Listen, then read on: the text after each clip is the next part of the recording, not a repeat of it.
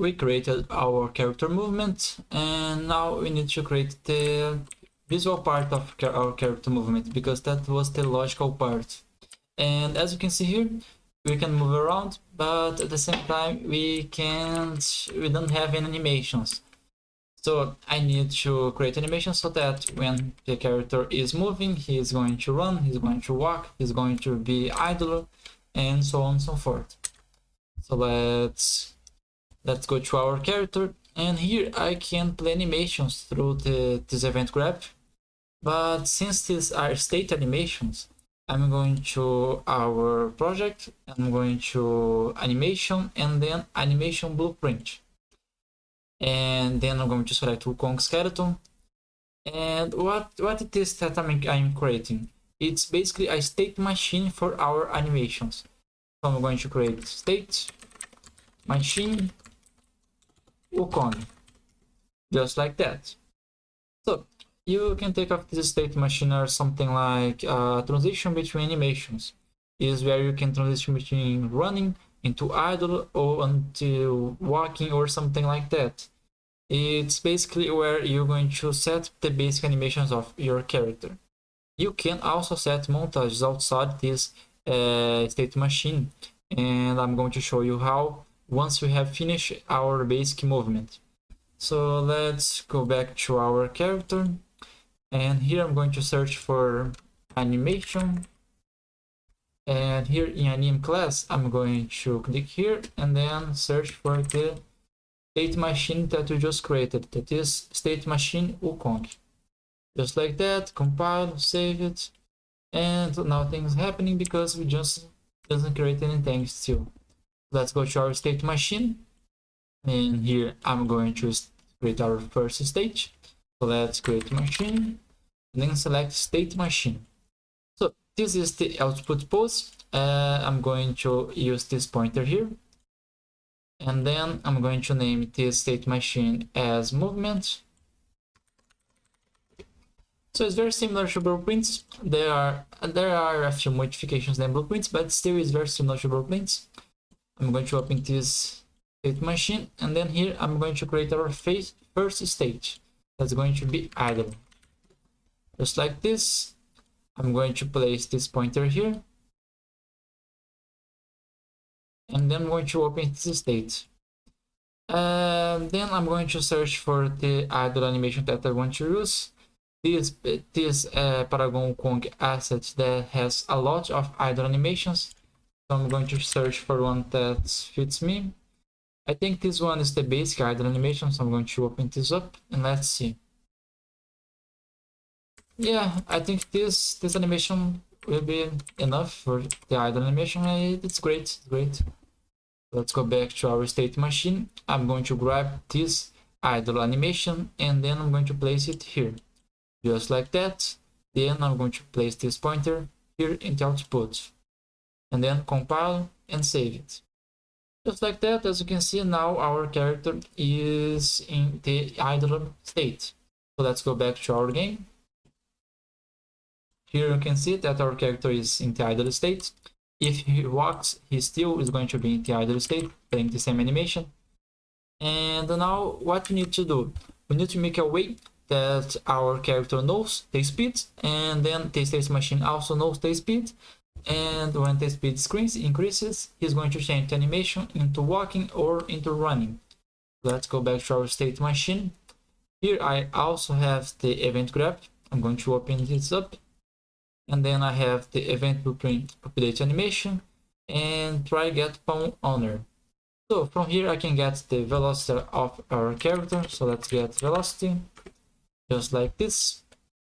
And then many people use cast. You can just use a cast to your Sumo Kong character, something like this. I'll show you now. You can use a cast like this to your character. But that's not the best way to start this up.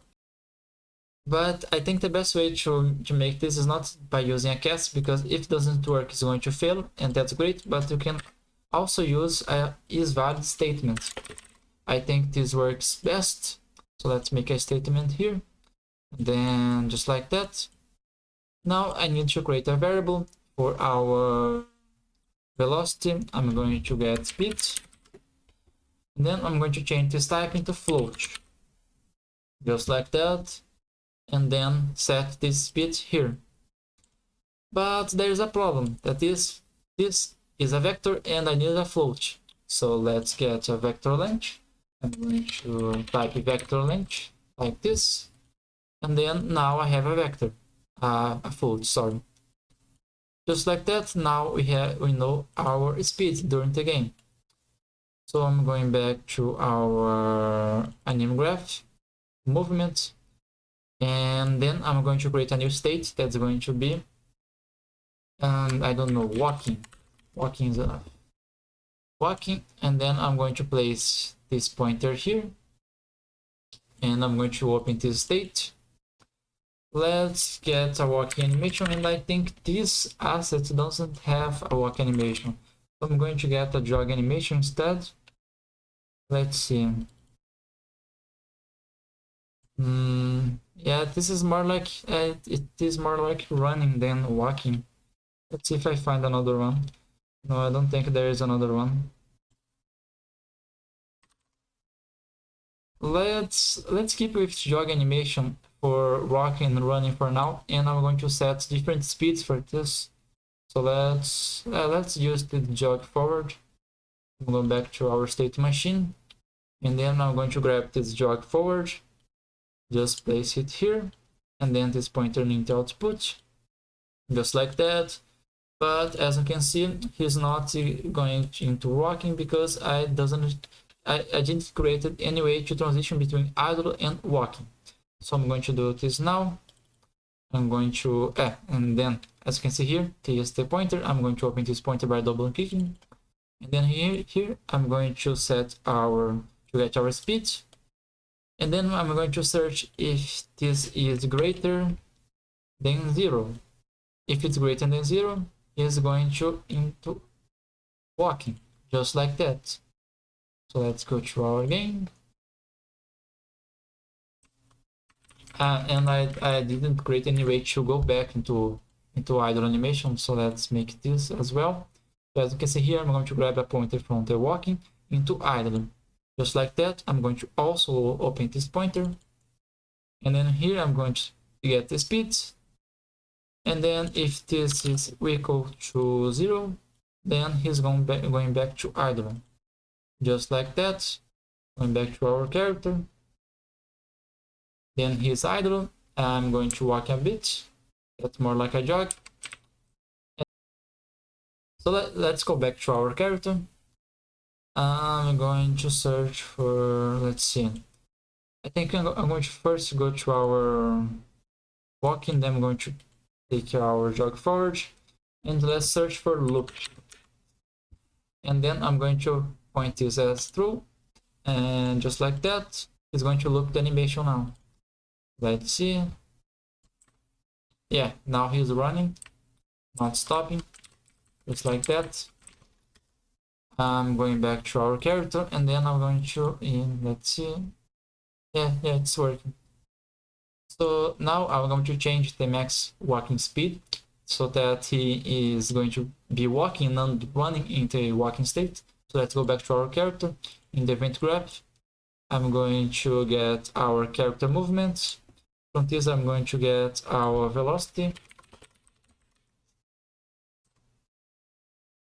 And then let's see. Now that is a better way to do this. I think I'm going to just set max walking speed, just like this. And then I'm going to create, I don't know, I think I'm going to create a custom event. Let's see what's going to work best. I think I'm going to do this. I'm going to get our character movements. Here I'm going to get our max walking speed. And then I'm going to change it something like this. And then I'm going to compile and save it. Going back to our game. Now the max walking speed is, yeah, it's something like a really walking for now.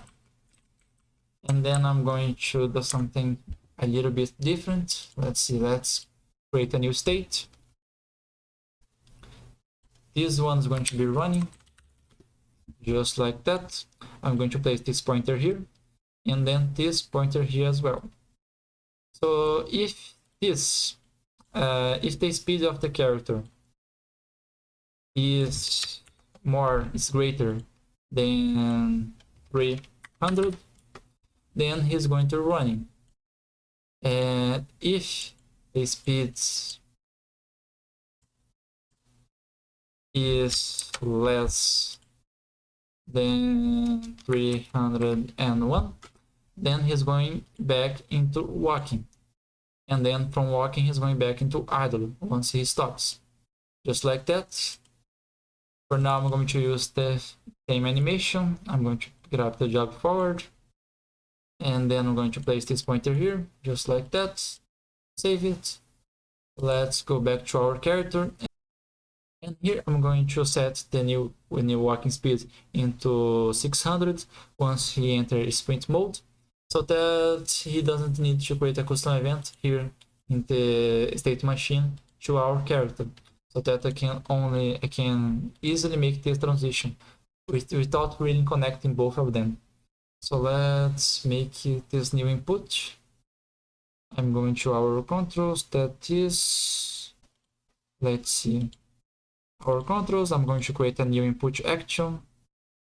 This new input action is going to be sprint input underscore sprint, just like that. I want the bool type, so there's no need to modify anything there. Let's open our immersive file. Let's create a new mapping, and then this one's going to be left shift. I'm going to grab our input sprint, just like that, save it. Let's go back to our character, and here I'm going to grab our sprint input sprint, and then when he presses the left shift, I'm going to grab our character movement and make the walking speed into 600, just like that. So let's see if it's working. I am walking, and now I am running, and the animation is not looping. So let's fix. Let's see here, loop animation, just like that. Compile, save it. Let's go back to our character. He's walking, now he's running, just like that. Walking. I also need to stop I also need to decrease the walking speed once he stops. So let's see. I'm going to get this again. And when, let's see, I think, yeah, let's break this link. Let's place this here. And then once it's completed, it's going back into the same walk speed of before, that is 300. Just like that. Let's test it. It's walking, and then the sprint is not working. Let's break this link, just like that. Let's see. Yeah, now it's working. So now he's sprinting, now he stops sprinting. It's like that. That's working fine.